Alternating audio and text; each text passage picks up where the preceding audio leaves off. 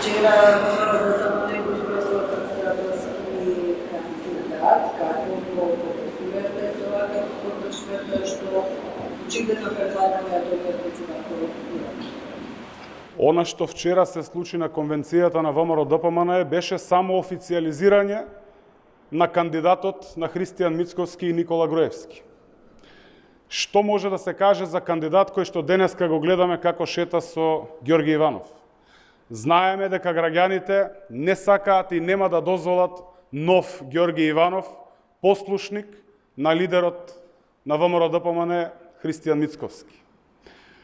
Гордана Силјановска вчера на конвенцијата можеше навистина да се огради од криминалните политики на Никола Груевски, да се огради од деструктивните активности на Христијан Мицковски во однос на напредокот на Република Северна Македонија, да се огради и да ги осуди ширењето на говор на омраза на нејзините колешки кои што ја дадоа поддршката.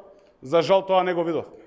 Вчера видовме како Гордана Силјановска застанува и представува уште една продолжена рака на Христијан Мицковски, дејствувајќи деструктивно за напредокот на Република Северна Македонија.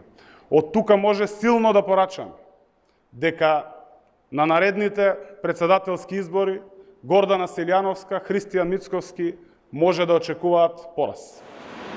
Докаде е процедурата во СДСМ? Постапката за кандидирање завршува 19 овој месец, а ќе финишира на конгресот кој што е закажан на 3 март. Ви благодарам.